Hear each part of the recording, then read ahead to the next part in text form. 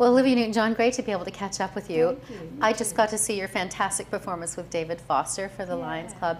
You said some really lovely things about the Lions Club and wanting to be able to take part in it, and you know, such a huge humanitarian organization. The largest in the world, I hear. The largest in the world. Yes. And why did you decide? You said, absolutely, I'll come and do it. I'll speak to them all. Well, first of all, when I first heard about it, they said they were honouring David Foster and giving him a humanitarian award. And I've known David for 27 years. I've known him for 30 years, but for 27 years ago, I came for his very first fundraiser for his foundation in Victoria. He had a baseball game. John Travolta was there, Rob Lowe was there, and we all played baseball. And that was the beginning of it.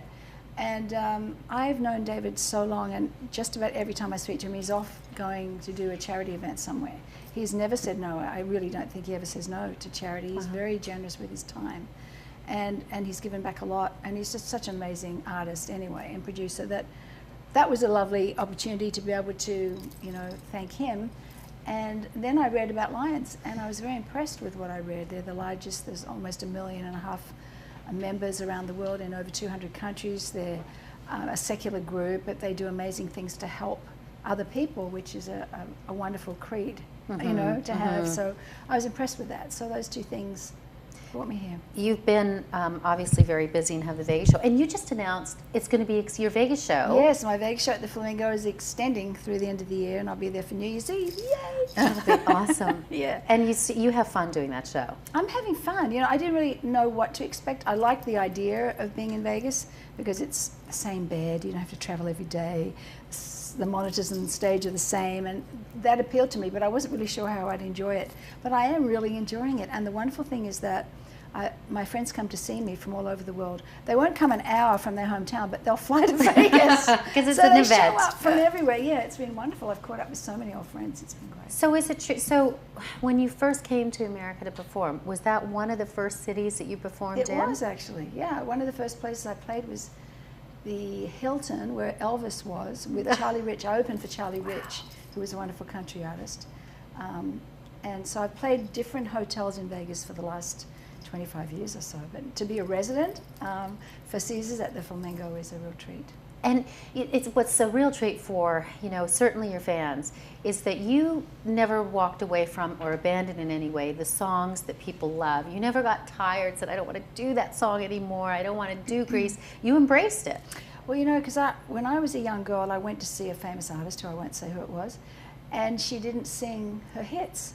And I remember being very disappointed, and I made a mental note, if I ever make it, I'll always sing my hits, because that's why they're coming. There's a song there that was their song, they danced to, or, you know, had their baby or an anniversary or something. It's really important to them, and I hear that from my fans. And so and I also am very lucky. I have some wonderful songs. I had John Farrar and actually David Foster's written some of my songs, and Stevie Kittner, and I have some wonderful songs in my repertoire, so what's to hate, you know? It's great. Do you have favorite ones to perform? Yes. You know, I get asked this question a lot, and I always say it's kind of like children. How do you pick them? But Sam, I love. You know, John Farrar's music. He has such beautiful chords, and they're beautiful songs to sing. So I love singing that. I do a nightclub set in the show that's kind of new now. So I love singing those old songs, Cry Me a River and Sit in the Clowns and things like that.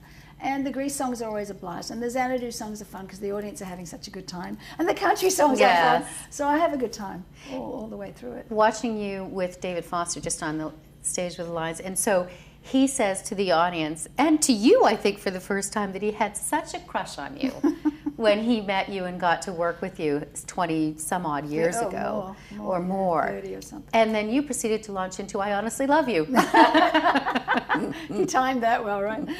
But you've had this relationship with him where you've worked and done so many things together. We've been friends a long time, and he's an amazing producer and musician, so that's a treat. It's a treat, yeah. So tell me how you are. How's your family? How are they? Oh, and because one of the things that I noticed, I love this, was this Twitter picture of you. Oh, Chloe, yes, my daughter. Your daughter posted, which is so much fun. Because that wasn't that long ago, right? No, it wasn't long ago. She's gorgeous, and we're having a lot of fun together. We're going to record a song together soon. That would I'm really be great. excited about that. You've worked with her before. Yes, she's toured with me and all around the world, to Japan, and opened for me, and we would do a duet in the show. But this is going to be a different kind of music, kind of more dance stuff. That'll be fun. So I'm excited. And her health is good because she was public about some of her battles in terms of her anorexia and then spiraling out of control. And now she's doing really well. Yes, I'm really proud of her. At that point, because people, when they hear those stories, it can be so inspirational for people that have had something in their family, some kind of struggle in their family, as it was when you were public about your battle with breast cancer. Yes, and I think Chloe, she says to me that she has a lot of Facebook friends and people that write to her who are going through the same kind of battles that she's gone through, and she's loving the fact that she can help them. Yeah. And that is wonderful, because you know the whole thing is about service and helping other people, and she's got that, and she loves that, and she gets a lot of pleasure out of it. So I think that, you know, I think everything in life that we go through, you can turn that negative into a positive, and her positive is that she's helping other young people. And she probably got a little of that from Mom. Yeah, I mean, maybe. you know, when the Wellness Center, Yes, after your battle that's helped so many people in the past, and you're healthy now. Yeah, I'm great, thank you. Yeah. So how do you I mean, you perform constantly, you travel still all over the world. Well, at least you get to land in Vegas when you're doing that show. But what keeps you healthy? Well, I'm happy. I have a wonderful husband who I adore, and he works in the Amazon rainforest, so he has all these herbs that he feeds me all the time, Amazon herbs, and I have to thank him a lot for my health because he keeps me healthy. And I love to sing, so I get to do what I love.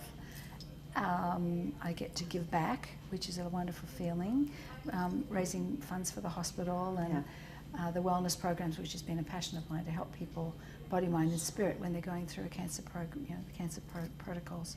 So I have a lot to be thankful and grateful for. So why should I not be happy? Yes, absolutely, and we're grateful to be able to have a couple of minutes of your time. And thank you so much. It was lovely to